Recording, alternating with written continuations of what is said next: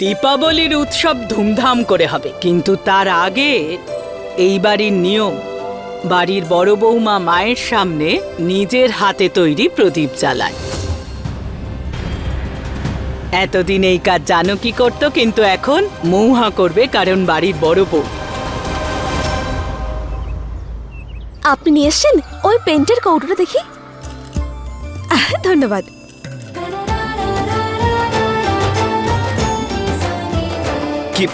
কি করছো তুমি? আরে আগে থেকে রাখা প্রদীপে পেইন্ট করে লাভ নেই, নিজের হাতে নতুন প্রদীপ তৈরি করো। আপনি আমাকে বোঝাতে আসবেন না, গোটা গ্রাম আমার বাবার বানানোর প্রদীপের আলোয় আলোকিত হয়ে এসেছে, ঠিক আছে? বুদ্ধি আর শিল্পসত্তা দুটোই আছে তোমার বাবার কাছে, কিন্তু তোমার ভিতরে এই দুটোর মধ্যে একটাও নেই। 1000টা প্রদীপ বানাতে হবে, বানাতে পারবে? এত ক্ষমতা আছে নাকি তোমার? মানে ভেবে নাও, যদি পিছিয়ে আসতে চাও তাহলে পিছিয়ে আসতে পারো, কারণ যদি কাজ কমপ্লিট করতে না পারো তাহলে তোমাকে ছাড়বো না আমি। ঠিক আছে, তাহলে আজ আমি আপনাকে দেখাবো যে আমার হাতে কত শক্তি আছে। আজ আমি আপনাকে দেখিয়ে দিই যে মহুয়া আসলে কি জিনিস। আসুন আসুন, এবার আমি আপনাকে দেখাই যে আমার হাতে কত শক্তি আছে। মাথা খারাপ হয়ে গেছে তোমার? আরে যাচ্ছেন কোথায়? আসুন, পাঞ্জা লড়ুন আমার সঙ্গে। শম্ভু, কি হয়েছে মহুয়া? তুমি এভাবে কেন বসে আছো? শাশুড়ি মা চ্যালেঞ্জ করেছিলাম আমার স্বামীকে, কিন্তু উনি তো লড়াই করার নাম শুনেই ভয় পেয়ে গেলেন।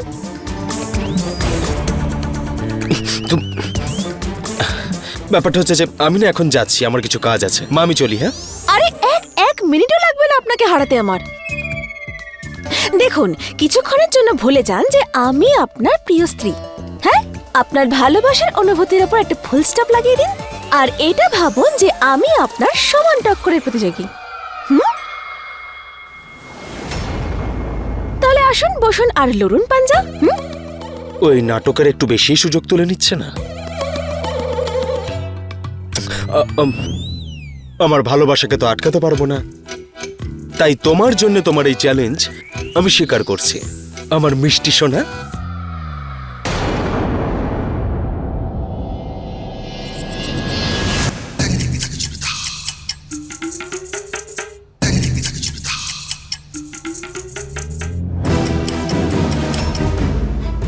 এক মিনিট আছে তোমার কাছে, শুরু করো। হারলে কিন্তু চলবে না বৌদি, সব শক্তি লাগিয়ে দাও। জিতবে তো শুধু একজনই, শম্ভুবাবু, কারণ ওনাকে টক্কর দেওয়ার মতন আর কেউ নেই। তা তো বটেই, কিন্তু একজন ছাড়া।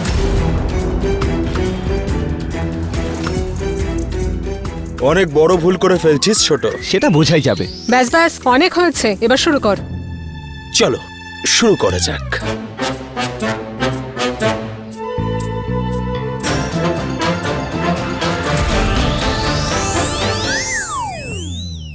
আরে সরি।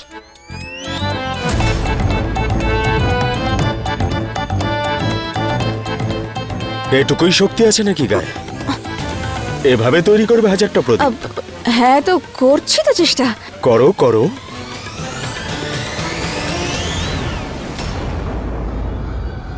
দশ সেকেন্ড বাকি, দেখাও কত জোর আছে। 5 4 3 2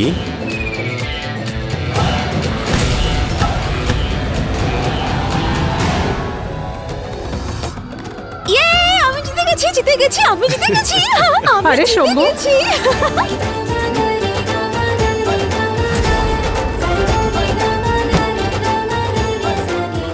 আমি জিতে গেছি। তো দেখলেন ছোট বাবু আমার ক্ষমতা। আরে দারুণ বৌদি, একদম ফাটিয়ে দিয়েছো। আরে তালি হয়ে যাক। আরে কোনো প্রয়োজন নেই হাততালি দেওয়ার। চিটিং করেছো। কি চিটিং? মানে ঠকানো? এটা কি বলছেন আপনি? আপনি আমাকে অপমান দিচ্ছেন, আপনার প্রিয় স্ত্রীকে অপমান করছেন। হ্যাঁ, আর কিভাবে ঠকিয়েছে আপনাকে? বলুন বলুন বলুন। হ্যাঁ, হ্যাঁ, ও আমাকে বলুন কিভাবে ঠকালাম?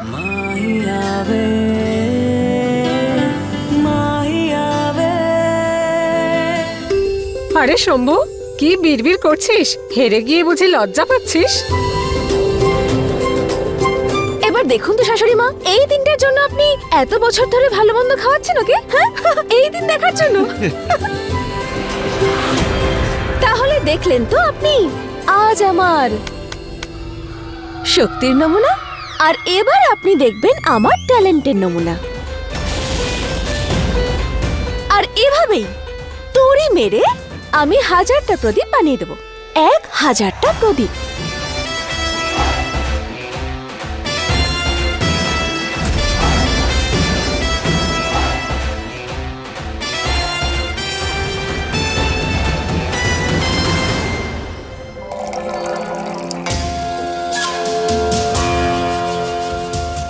শাশুড়ি মা।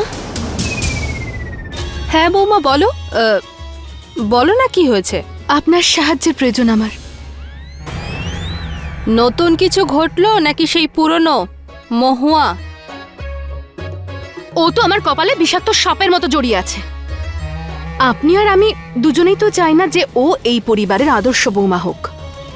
তাই ওকে আটকানোর জন্য আমি একটা উপায় বের করেছি। বাহ,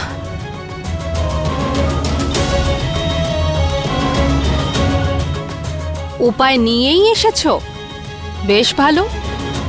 তোমার মাথাটা দেখছি বেশ পরিষ্কার। বলো কি করতে হবে তোমার জন্যে? এটা এক ধরনের পাউডার।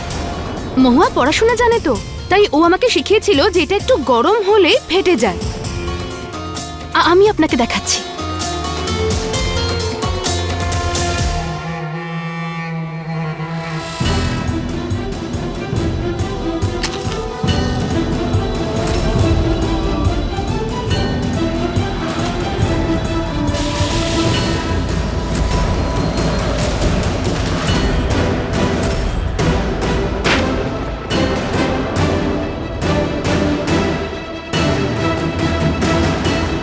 দেখলেন আপনি, আমি মহুয়ার থেকে শেখা জিনিস এবার ওর বিরুদ্ধেই কাজে লাগাবো। আর এই আরে পাউডারটা হ্যাঁ হ্যাঁ হ্যাঁ, বুঝেছি।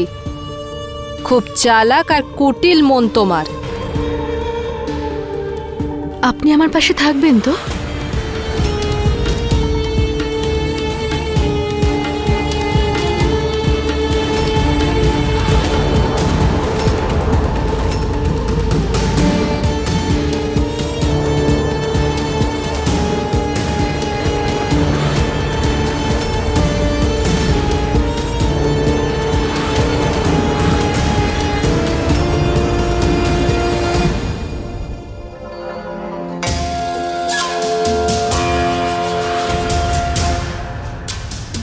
পড়বো কি না, ব্যথা করবে তো, কিন্তু শম্ভুবাবুকে পেতে গেলে এই কষ্টটা তো সহ্য করতেই হবে।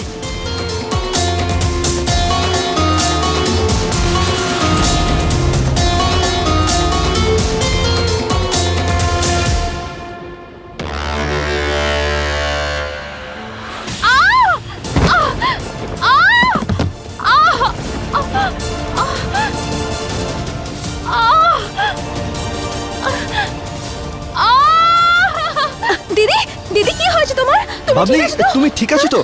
দেখি দেখি দেখি, কোথায় লেগেছে? দেখে চলবে তো? সরি গো। আরে সাবধানে রাধে বাবু।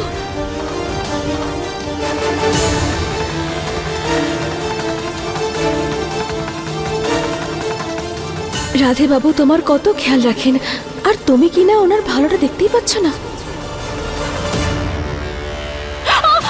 রাধে বাবু, আরে একটু আস্তে আস্তে, ঠিক আছে। রাধে বাবু। সরি। দিদি, তোমার স্বামী তোমার কত খেয়াল রাখেন। সত্যি খুবই ভাগ্যবতী তুমি।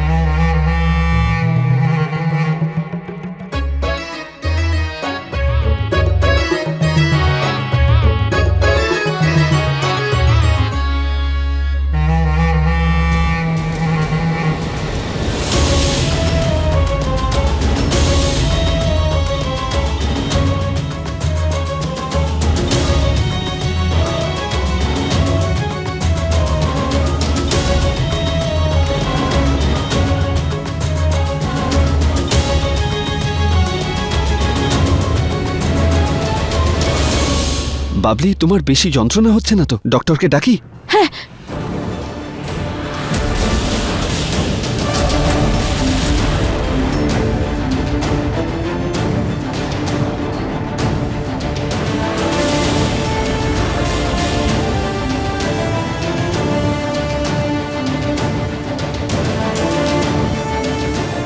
ছেড়ে দিন তো রাধে বাবু, আমি এখন ঠিক আছি, আমি পারবো। বাবলি, আস্তে আস্তে। আমার স্বামী কেমন মানুষ সেটা আমার তোর কাছে জানার কোনো প্রয়োজন নেই। আর এমনিতেও তুই তোর এই নকল বিয়েটা সামলা, কারণ তুই বাকি সবাইকে বোকা বানাতেই পারিস, কিন্তু আমাকে পারবি না। নাটক? এটা তুমি কি বলছো বাবলি? বুদ্ধিমানদের জন্য ইশারাই যথেষ্ট। আর এমনিতেও বোকাদেরকে এসব বলে কোনো লাভ নেই।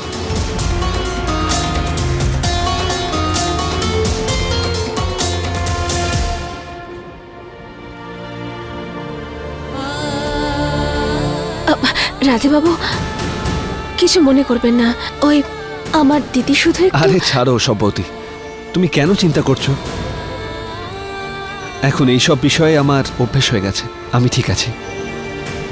তাছাড়া শুধু ঠিক কেন, আমি ভালো আছি, খুশিও আছি। আর সেটা এই জন্য কারণ তুমি আর দাদা একসাথে জীবন শুরু করেছো। এবার তুমি বলো, এর থেকে ভালো আর কিছু হতে পারে? আমি আসছি।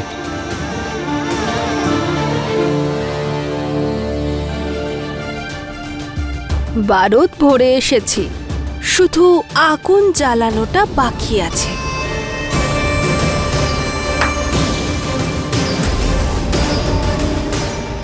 মা ঠাকুরনের, মা ঠাকুরনের, মা ঠাকুরনের, মা ঠাকুরনের, মা ঠাকুরনের, মা ঠাকুরনের।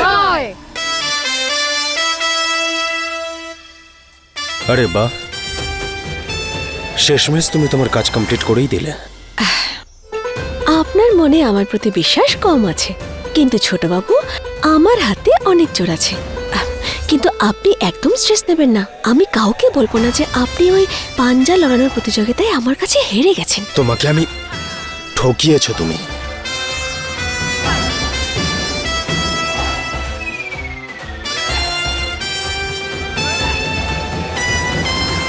প্রত্যেক বছরের মতো এবারেও দীপাবলির উৎসব ধুমধাম করে পালন হবে।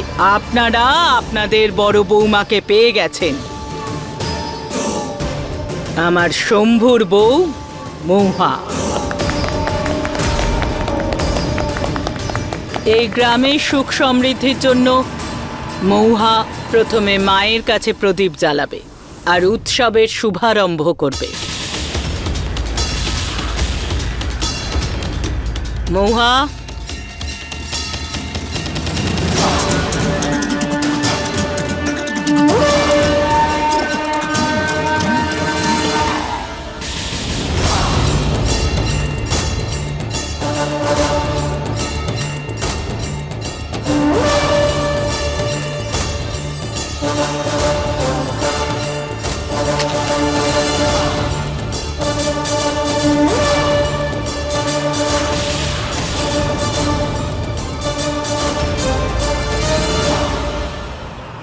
কিছুক্ষণের মধ্যেই পরিবারের সম্মান ধুলোয় মিশে যাবে। তারপর দেখব শম্ভুবাবু তার ভালোবাসার নাটক কতক্ষণ চালাতে পারেন। কি করছেনটা কি আপনি? ব্যথা করছে তো? সিঁড়ি থেকে পড়ে গেছিলাম না? আমারও তো হাঁটুতে ব্যথা করছে, হাঁটু গেড়েই তো গিয়েছিলাম এই প্রদীপগুলোতে বারুদ মেশাতে। ঠিক আছে, এবার আর কিছুক্ষণের মধ্যেই আরতি শুরু হবে আর ধামাকা।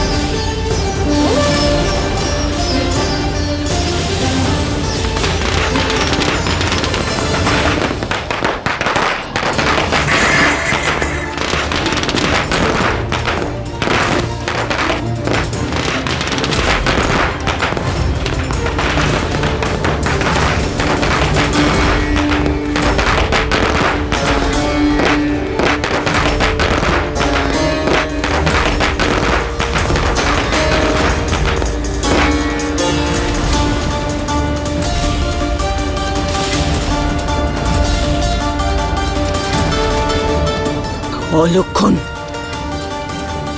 অলক্ষণ হয়ে গেল।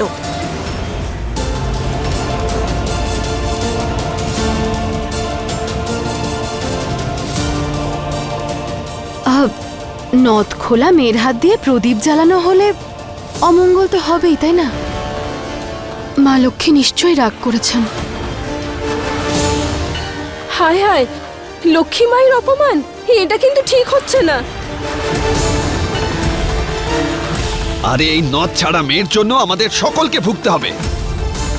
ভুল তো মাসিমারি। কেন এই মেয়েটাকে দিয়ে আরতি করাতে গেলেন? এই ভুলের কোনো ক্ষমা নয়, শাস্তি হয়। আর দেবী মা সেই শাস্তিই আমাদের দিচ্ছেন।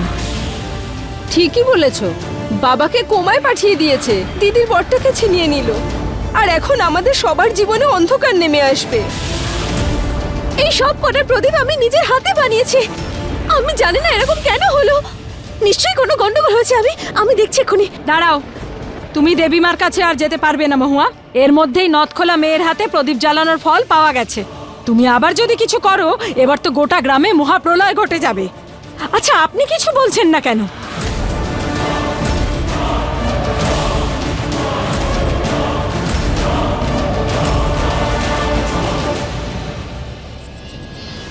আমার কথা তো শুনলেন না আপনি, অন্তত ভগবানের কথা তো শুনুন। এই মেয়েটাকে নিজের নাত বউ বানানোর ইচ্ছে ছাড়ুন আপনি মা, নয়তো সমাজের সবাই আপনার বিরুদ্ধে চলে যাবে।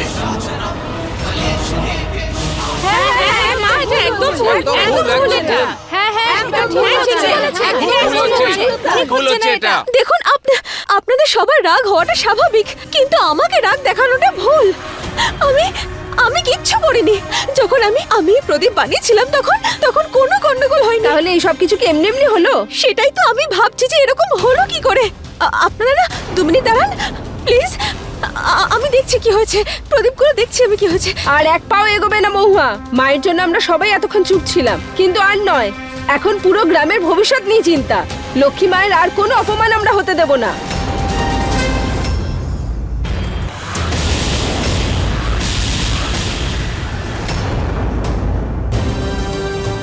এই বাড়ির নিয়ম কানুন আর সম্মান মাটিতে মিশিয়ে দিয়েছিস তুই। এটা ঠিক করিসনি তুই।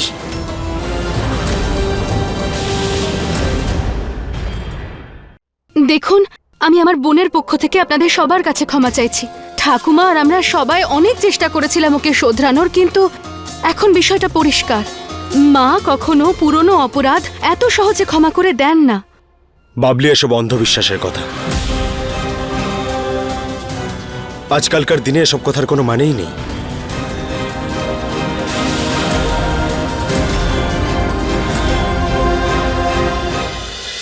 আপনারা সবাই দাঁড়ান, আমি দেখছি। কুসংস্কার হয়তো আপনার কাছে শম্ভুবাবু, কিন্তু সবাই তো এটাই ভাবছে যে মহুয়া নদ খোলা মেয়ে বলে মা লক্ষ্মী রাগ করেছেন।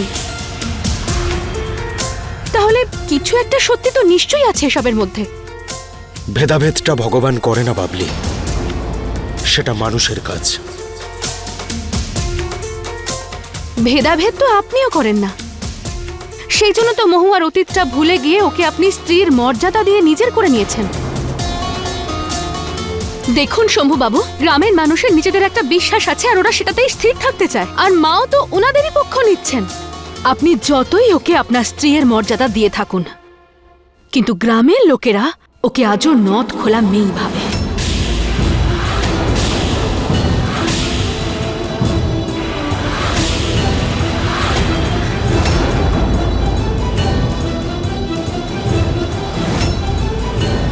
মুখ বন্ধ রাখো তুমি। মহু আমার বৌমা। তুমি ওকে বৌমা বলে মেনে নিয়েছো বলে কি ওর পাপ কমে যাবে নাকি? আর যা কিছু হলো না, সেটা কোনো ক্ষমার যোগ্য নয়। আর এতে কোথাও না কোথাও দোষ তোমারও আছে। আরে এসব কেন বলছো? এর মধ্যে বৌদির দোষটা কোথায়? আরে পুরো ভুলটাই তো ওনার। আরে যদি ও একে বউ বলে স্বীকার না করতো, তাহলে মা কি ওকে প্রদীপ বানাতে দিত? আরে কারোর আঘাত লাগতে পারতো, কেউ মারা যেতেও পারতো, কিন্তু সেটা বড় কথা নয়। বেচারি আমার বৌমা সত্যিটা বললো বলে তোমার গায়ে লাগছে? সত্যি কথা। আর এমনিও তো মহুয়া ছোট বাবুকে ছল করেই বিয়ে করেছে না। আরে এরকম মেয়ে কারুর আপন হতে পারে না। কথাটা ঠিকই মা। আপনার সিদ্ধান্তের জন্য পুরো গ্রামের যদি ক্ষতি হয়, সেটা তো ঠিক নয়। আপনি আমাদেরকে বলতে আসবেন না কোনটা ঠিক কোনটা ভুল। তাছাড়া আমরা বৌদিকে আপন করে নিয়েছি, আর সব থেকে বড় কথা হলো বৌদি আমাদের বাড়ির বড় বউ। যত তাড়াতাড়ি এই কথাটা তোমরা বুঝে যাবে ততই ভালো হবে। আরে আমরা জানবো কি করে ছোট বাবু ওকে স্ত্রী বলে মানেন কি না? লোকের মুখে শোনা কথায় আমরা বিশ্বাস করি না।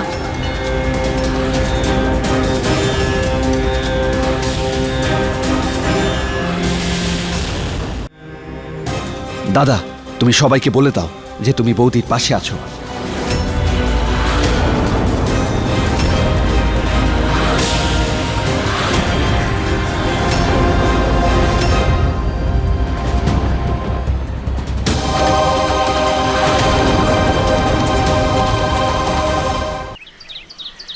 দাদা, তুমি সবাইকে বলে দাও যে তুমি বৌদির পাশে আছো।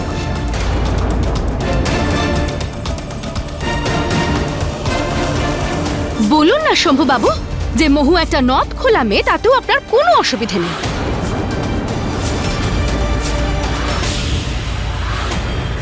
আমি জানি আপনি কোনোদিনও মহুয়াকে নিজের করতে পারবেন না, আর যে নাটকটা আপনি করছিলেন সেটা শেষ করার সময় এবার এসে গেছে।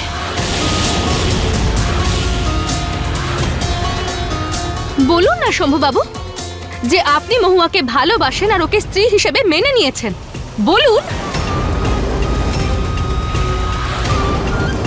দাদা, এটা পিছিয়ে যাওয়ার সময় নয়, বলো। আরে ও কি বলবে? যখন নিজের নথ খোলা মাকে মেনে নিতে পারেনি তখন বউকে কি করে মেনে নেবে?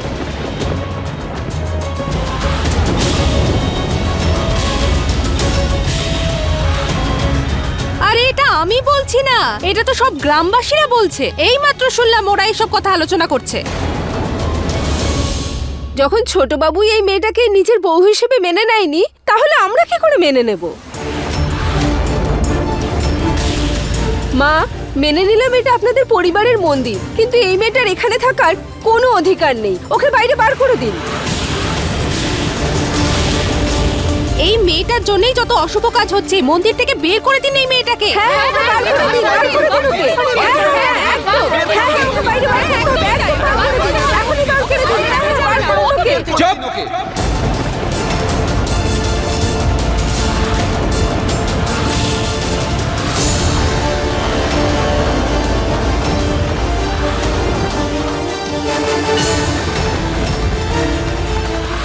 নথ খোলা।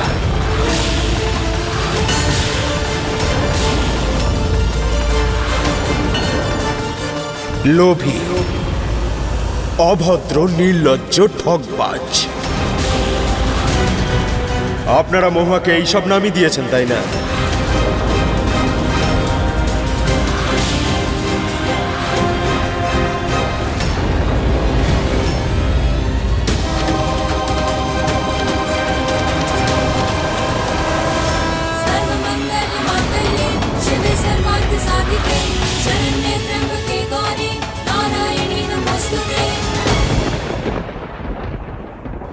ধাক্কা মেরে বের করে দিন এই মহুয়াকে বাড়ি থেকে, আর সবাইকে দেখিয়ে দিন যে আপনার ভালোবাসা শুধু একটা নাটক ছিল।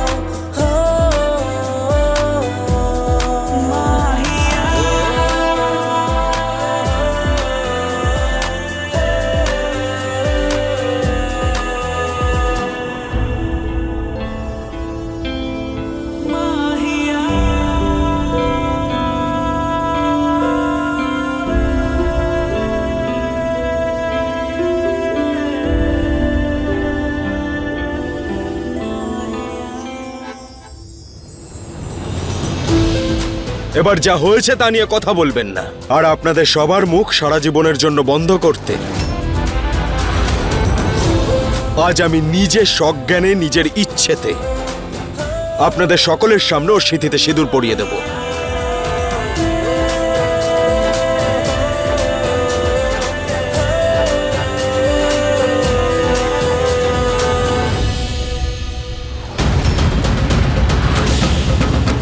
এবার আমার স্ত্রীর বিরুদ্ধে কেউ যদি একটাও কথা বলে তার মানে সে আমার বিরুদ্ধে কথা বলবে, আর সেটা আমি কোনোদিনও সহ্য করব না। কিন্তু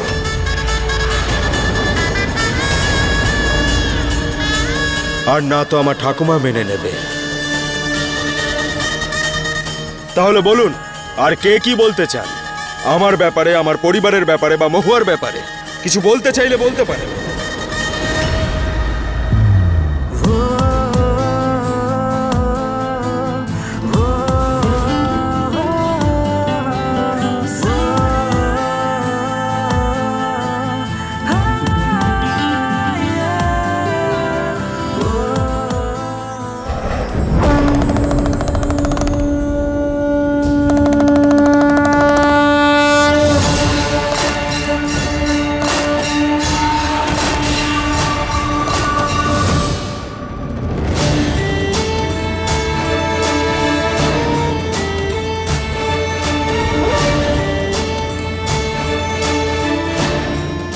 এবার এই প্রদীপটা তুমিই ধরাবে মহুয়া, আর কেউ তোমাকে আটকাবে না।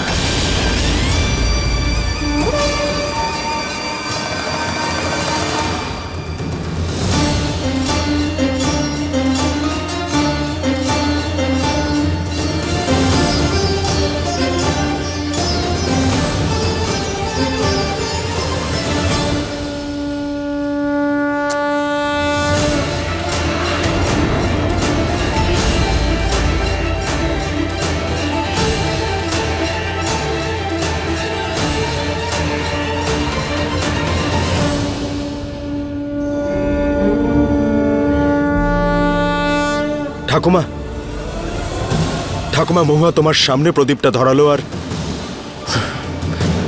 আর কোনো গন্ডগোল হলো না। আর আপনারা সকলে, আপনাদের সকলের সামনে মহুয়া এই নিয়মটা পালন করলো। আর এবার আমার সম্পূর্ণ বিশ্বাস রয়েছে যে আপনারাও এই অন্ধবিশ্বাসে আর বিশ্বাস করবেন না। আমার শম্ভু একদম ঠিক বলছে। প্রদীপগুলোতে মনে হচ্ছে কিছু গন্ডগোল আছে। আমার বৌমা অলক্ষণে নয়, এখন মৌহাই মা লক্ষ্মীর আরতি করবে। কেউ কিচ্ছু বলবে না, সবাই শুনেছ? মৌহা, যা গিয়ে আরতি কর।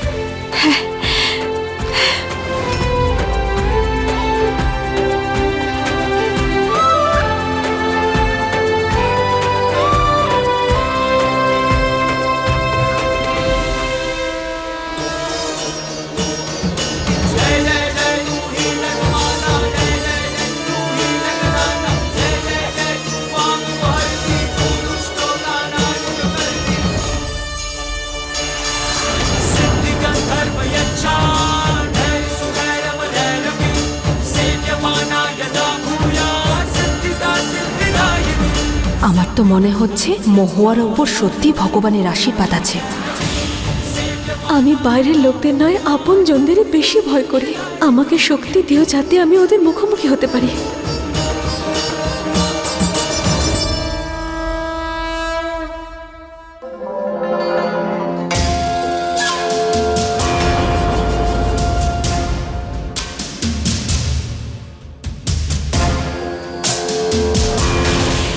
আজ আমি নিজে সজ্ঞানে নিজের ইচ্ছেতে আপনাদের সকলের সামনে ওর সিঁথিতে সিঁদুর পরিয়ে দেব।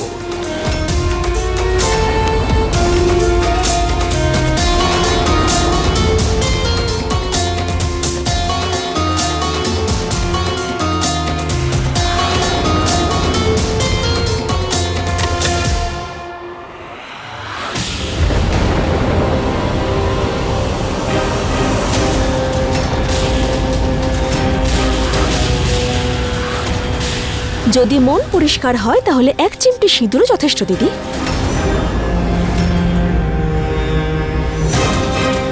কাটা ঘায়ে নুনের ছিটে দিচ্ছিস?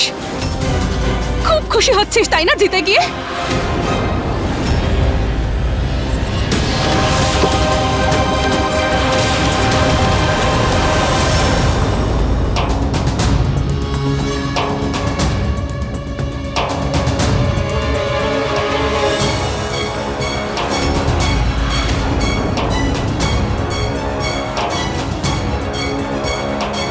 এখনো সময় আছে দিদি, এই সিঁদুরের মাহাত্ম্যটা বোঝো, নয়তো অনেক দেরি হয়ে যাবে।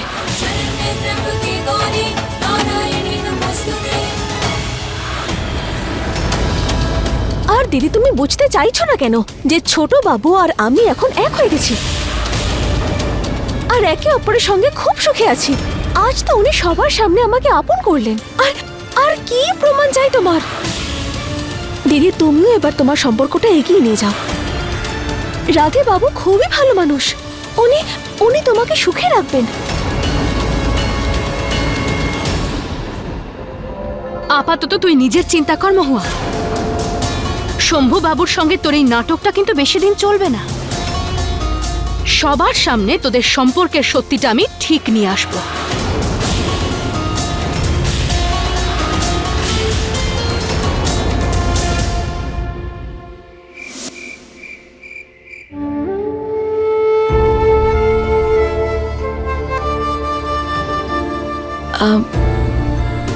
আমি সাহায্য করব কি? না, শোনো, একটা কাজ করো তুমি, আজ উপরে আমার সাথেই শুয়ে পড়ো। যদি তুমি নিচে শো, কেউ যদি দেখে নেয় তাহলে খুব খুব খারাপ ব্যাপার।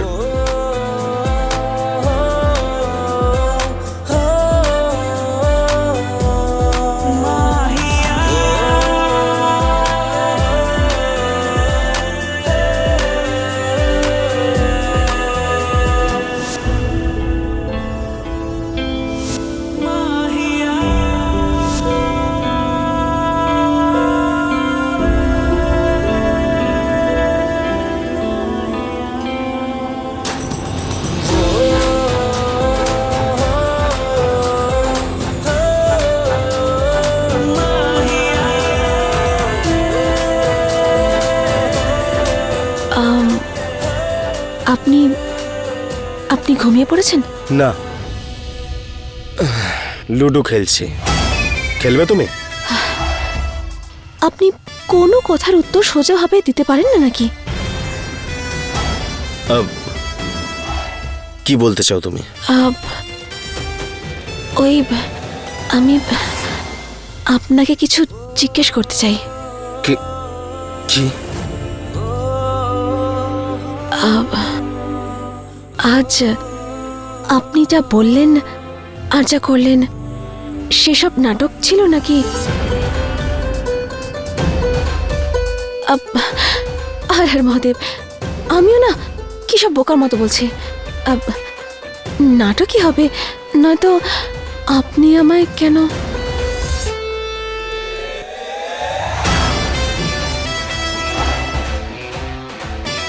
এসব নাটক শেষ হওয়ার পর এমনিতেও তো তুমি বাড়ি থেকে চলে যাবে, তাই তো? তাহলে তাহলে কি করবে জেনে? লাইটটা অফ করে দাও, ঘুম পাচ্ছে আমার। যার ঘুম পাচ্ছে না সেই লাইটটা অফ করবে।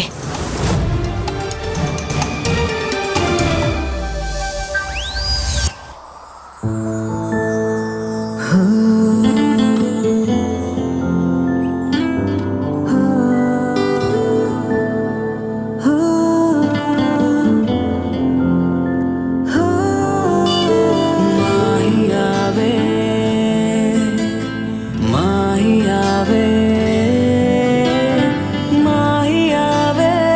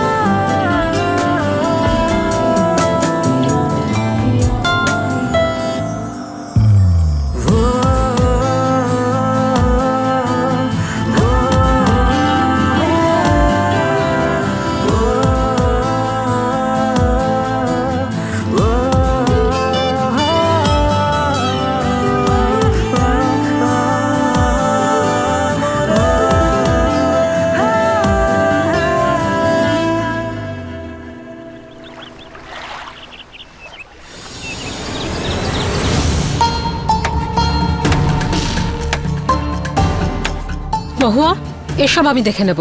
যাও শম্ভুকে জিজ্ঞেস করো ও সকালে কি খাবে। উনি আমার মাথা খাবেন আর আমাকে কথা শোনাবেন। আচ্ছা শাশুড়ি মা।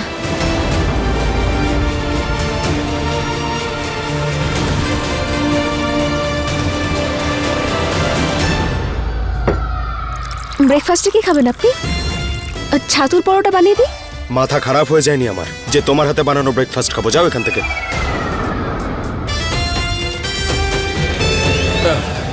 আরে আমার মিষ্টি সোনা, তুমি যদি বিষও দাও তাও খেয়ে নেবো আমি। একটা কাজ করো, তোমার যা মন চায় তাই নিয়ে এসো বানিয়ে। হ্যাঁ, কিন্তু যদি একটু ভালো রান্না হতো তাহলে। একদম, এক্ষুনি বানিয়ে দিচ্ছি।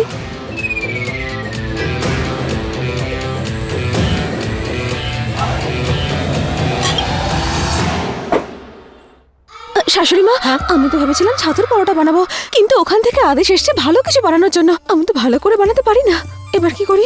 জানো না, কোনো ব্যাপার নয়, আমি শিখিয়ে দিচ্ছি। সত্যি? শুরু করা যাক। চলে এসো।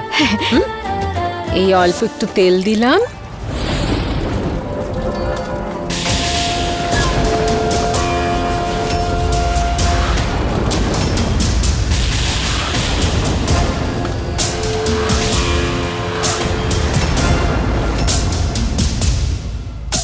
আজ আপনার সম্পর্কের সত্যিটা সবার সামনে চলেই আসবে শম্ভুবাবু।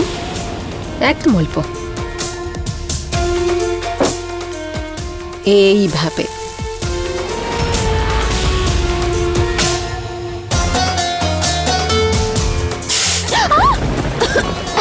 আরে কি হলো? এ নাও জলটা খাও, এই নাও খেয়ে নাও।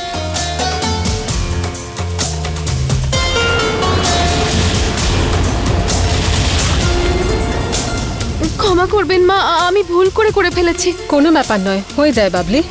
আরে তরকারিটা দেখো, পুড়ে যাবে তো।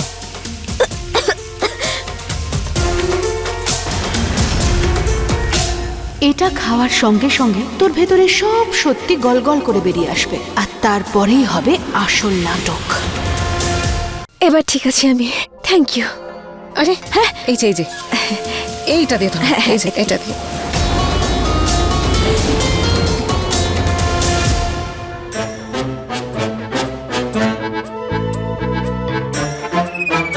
এটা এটা কি বানিয়েছো তুমি? উত্তরপ্রদেশের ম্যাপ হয়ে গেছে তো। আরে শম্ভু বাবা, এত কষ্ট করে বাড়ির বড় বউ বানিয়েছে, আমার তো মনে হচ্ছে এটা উত্তরপ্রদেশের নয়, মধ্যপ্রদেশের ম্যাপ।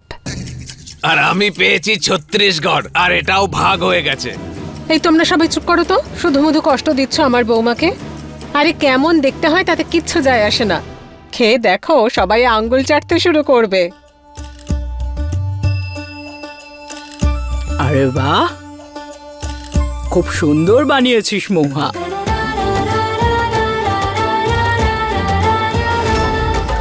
এটা তো সত্যি দারুণ টেস্টি। ধন্যবাদ। তুই তো এখনো শিখতে পারলি না। পতি পরমেশ্বর বাবু, একটু আপনিও খেয়ে বলুন না যে কেমন হয়েছে।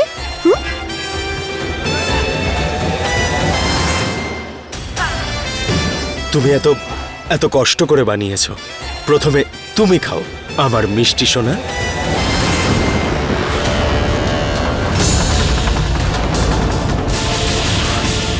মহুয়া, মহুয়া, বৌদি, মহুয়া, আরে কি হলো মহুয়া? মহুয়া, মহুয়া, তুমি তুমি তুমি ঠিক আছো তো? কেউ একটু জল নিয়ে এসো না প্লিজ। না না, কিচ্ছু লাগবে না, আমি ঠিক আছি। আচ্ছা শোনো, ডাক্তারকে একবার ফোন করো। হঠাৎ কেন মাথা ঘুরে গেল? এতক্ষণ তো ঠিক ছিল। মহুয়া, তুই ঠিক আছিস তো?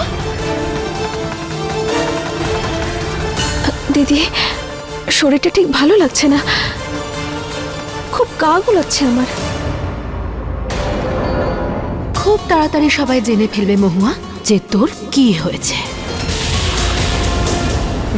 নিশ্চয়ই বাইরের কিছু খেয়েছো। ওই দিন দেখেছিলাম আমি একবার 15-20টা ফুচকা একাই খেয়ে নিয়েছিল। বাইরের কিছু খেয়েছো তাই না? না, আমি তো ঘরে বানানো খাবারই খেয়েছি, আর বাইরে তো আমি যাইনি। আরে জ্বর আসেনি, আপনারা বুঝতে পারছেন তো? হ্যাঁ মানে মানে গা গোলানো, মাথা ঘোরা, এগুলো কখন হয় বলুন তো? আরে বলুন।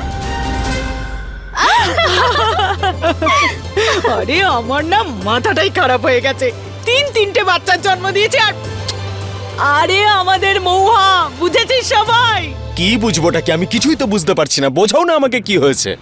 আরে পাগল, তোর মা ঠাকুমা অবতার ঠাকুরদা আর তুই বাবা হবি রে।